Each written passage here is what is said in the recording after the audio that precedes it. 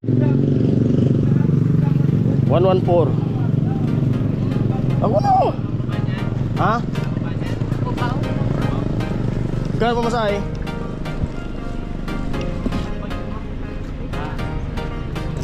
O kasi nandito yung mga gamit na ano. Sa gitna ka.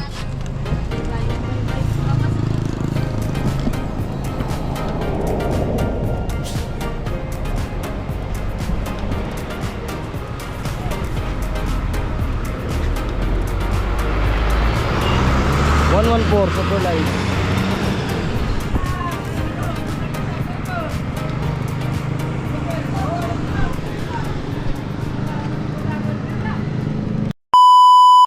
So mga par, good morning. Kape.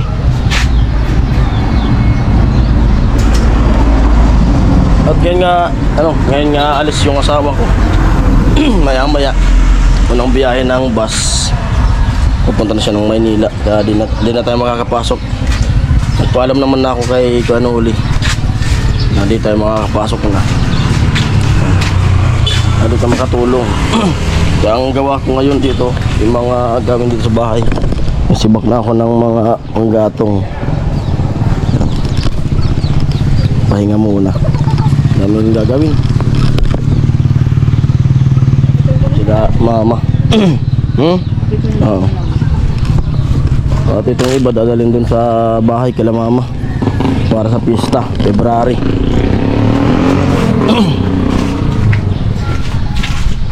Kulimlim, umuulan.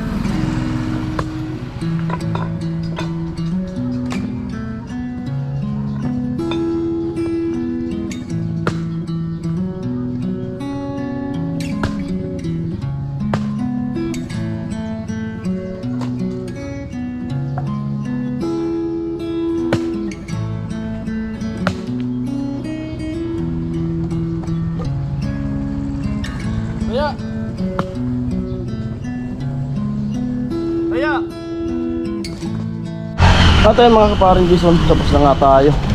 Simula tayo kaninang alas 6. At ayun, mag-11 na.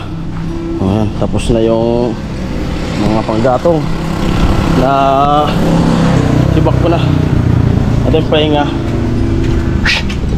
Kasi kakain na raw. Yun.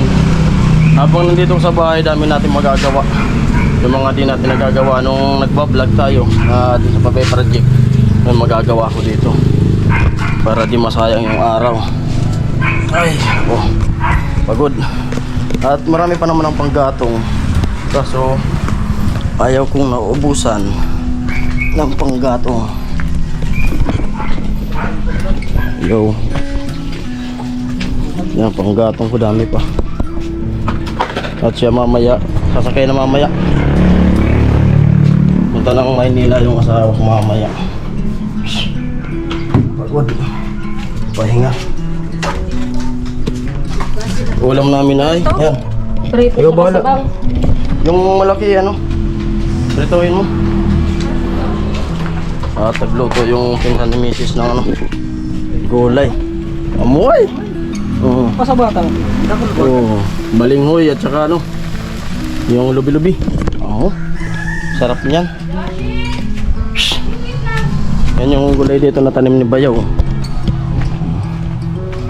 Kamuting kahoy. Lubi-lubi.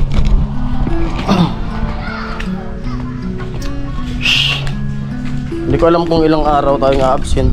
Kasi depende sa asawa ko kung ilang araw siya dun sa ano, PGH, Maynila. Kasi pero pag tapos na siya, automatic uwi siya dito. Kain muna. At ayun, magluluto din dito yung asawa ko ng ano, sinabawan na tilapia. Yung iba piprituhin, yung iba sabaw. Kasi yung anak ko gusto prito, tapos maghihigop lang sa mga sabaw. Ito.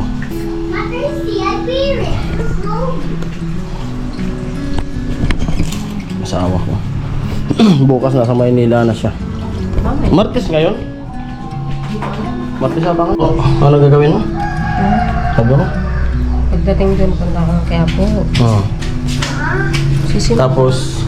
Hindi pag gabi na, ano, pipila na. Siguro maaga ko alauna. Alaunang aalis, dating doon alas 2. Pero yung iba nga, lalo na pag galing sa probinsya, natutulog na doon. Sana hindi umulan. At ayun, ulitin ko, gusto namin pasalamatan ulit yung mga nag-sponsor sa amin, nagbibigay. Sila Misis, Kuya Judjo, at kay Kuyang din nagpapakilala. Kasi yun nga, yung tira nung bigay ni Misis sa amin ay yun, dadagdagan na lang.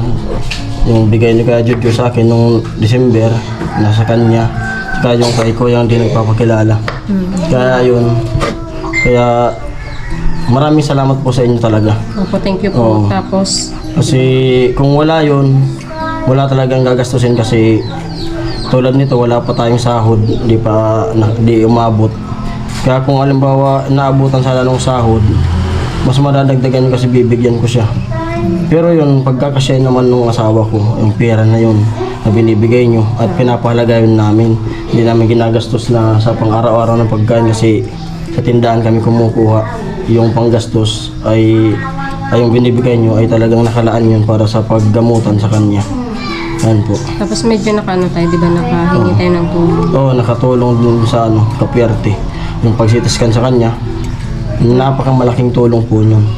Nalas yung ano, 5,000. Kaya yun, hindi ko man kayo matulungan kung ano, hayaan nyo. Pag matapos na to, itong paggamot kay Tutulong Misis, din tayo sa iba. sa iba na lang na tao na pwedeng tulungan. At makikita nyo yun at gagawin ko yun. Hindi ko, kumbaga, hindi lang yun salita, pero gagawin ko yun. May gusto kasi akong puntahan, yung ano, yung pinsan ko, dun sa ano, kapag malayo kailangan. kasi. Pag okay na kasi, yung mga pinsan ko doon sa Ligaw. Kumbaga, sa iba na lang tayo babawi. At siyempre, nanonood kayo sa vlog ko, makikita nyo yan at gagawin ko yan para makabawi naman tayo. Ganun lang yan. At ayan po, maraming salamat po talaga sa inyong lahat. walang katumbas na pasasalamat.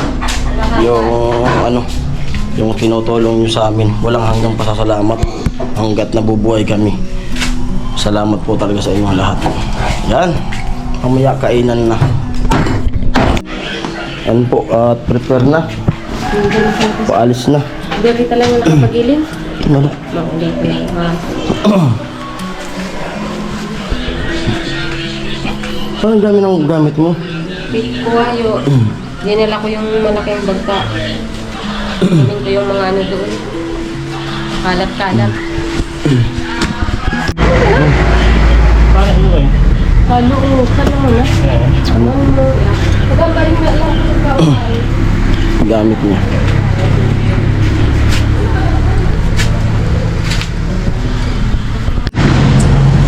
Ayan na, prepare na. Abang na kami dito sa gilid ng kalsada. Ako maghapon ng basa, paulan. Gawa nga ng tayo nito mga panggatong na inasikaso ko ng mga panggatong ko. Bukas ko na lang siguro ito hakakutin. Ay.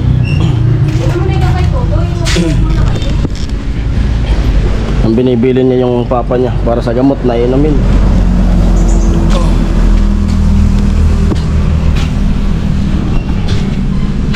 Kami naman dalawa ng mag-ama, yung tira dito sa bahay. Pantay tayo ng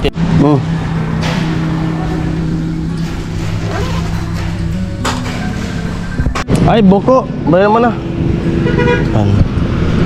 Super lines. 114. Ako na. Ha? Ubaw. Gano'n pamasahe?